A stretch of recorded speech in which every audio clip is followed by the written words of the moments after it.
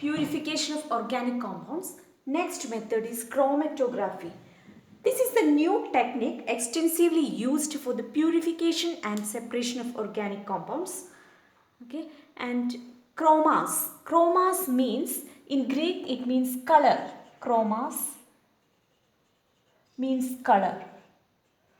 So this word is derived from this word chromas, and this is the first method used for the separation of colored compounds from plants. So this method got its name chromatography. Okay. Later it was used for colorless compounds also, and this method contains two phases. This method contains two phases. One is stationary phase, and second one is mobile phase. This is the important part of the chromatography, stationary phase and mobile phase. Okay, so these are the two types of phases present in chromatography, in this technique. Okay, chromatography are of two types. First one is liquid solid chromatography. Liquid solid chromatography.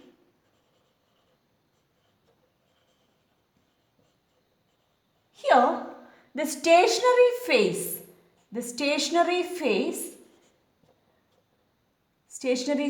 is solid. Okay, stationary phase is solid, and in this case mobile phase is liquid. Okay, so it got its name liquid solid chromatography. Okay, mobile phase is liquid and stationary phase is solid. Okay, now next second one is gas liquid chromatography. Gas liquid chromatography.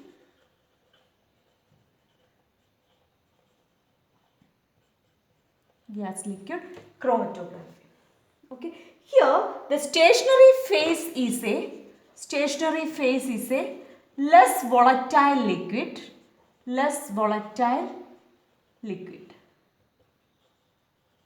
Okay, less volatile liquid support on a solid support. Okay, on a solid support.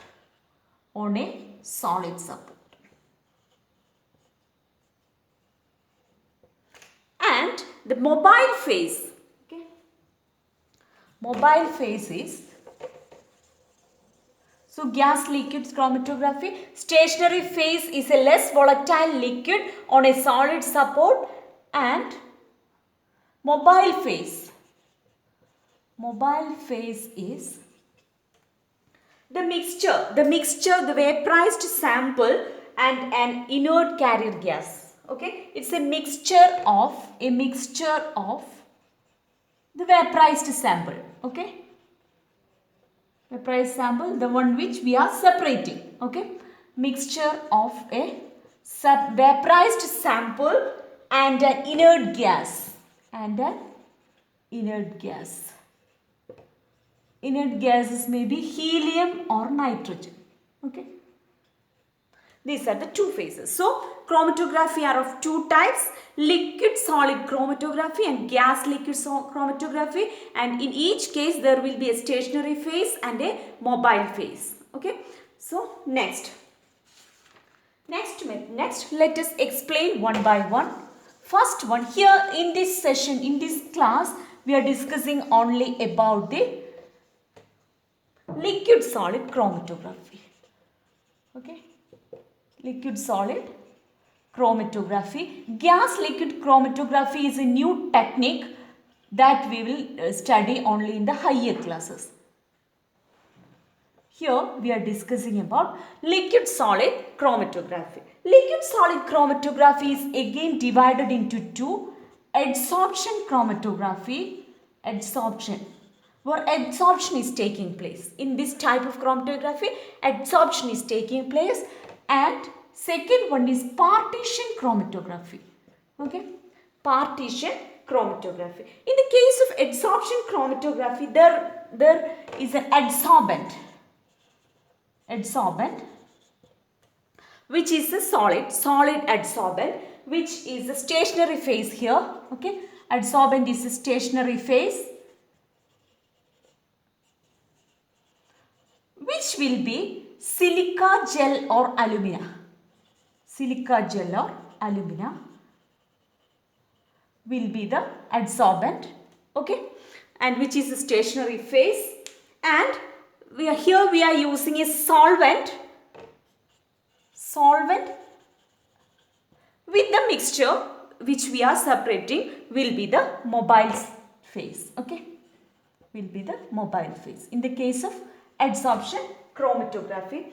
And here in the partition chromatography, it depends upon the partition of components, okay, partition of components in mobile and stationary phase. In the case of adsorption chromatography, depending upon the degree of adsorption, we are explaining the chromatography. There is a difference between the adsorption chromatography and partition chromatography. Okay. Now, this adsorption chromatography is again divided into two. Adsorption chromatography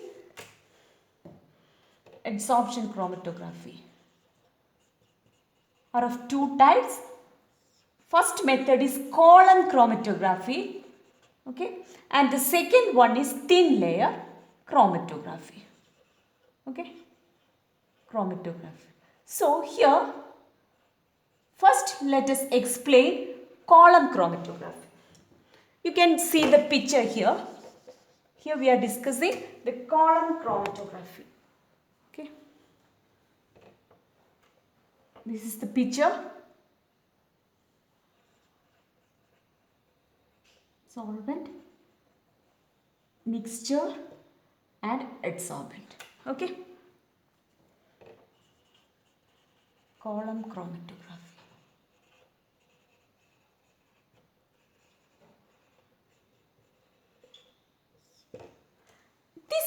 Contains a glass tube in which a column of adsorbent is filled. Okay, the column containing adsorbent. Adsorbent will be silica gel or alumina.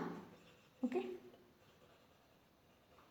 is filled in this column, and there is a stopcock fitted at the bottom and which is closed with a cotton wool here. Okay, this is the apparatus present in the column chromatography. Okay, so when we are adding the mixture, different components will adsorb at different rates. Okay, so column chromatography depends upon the rate of absorption of different components in the adsorbent. Okay, different components in the adsorbent, and the adsorbent will be silica gel or alumina. Okay, first, if they are strongly adsorbed, if the component is strongly adsorbed, they will move slowly downwards. Okay, strongly adsorbed components. Okay, strongly adsorbed components will move slowly, okay,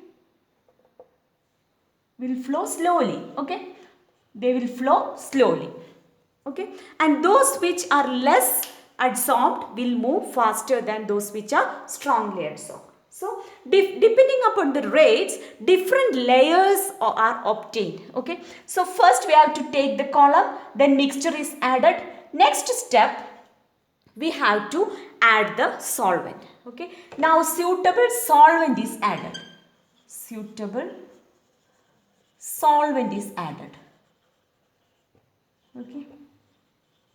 so first we have to add the mixture. It will get adsorbed on the adsorbent and different layers are formed. As soon as the solvent is added, this suitable solvent is called as the eluent, Okay, this eluent dissolves the mixture away from the adsorbent, okay, away from the adsorbent, and different layers are obtained or bands are obtained, okay. Different bands are obtained. So this is the apparatus. Here adsorbent is the mixture is added, then we are adding the solvent. This solvent is called as the eluent, and this process is called as elution. So as a result of elution, these mixtures get adsorbed on the adsorbent, will dissolve away from the adsorbent and will dissolve in the solvent. Okay. So different bands are obtained. Different bands are obtained. This like this, different bands are, different components give different bands, and this is called as chromatogram. Chromatogram. Okay. So a chromatogram is formed in the column. Okay. Now after the band formation, we have to stop adding the solvent. Then solvent is taken out and different layers are formed. You have to cutting out the bands.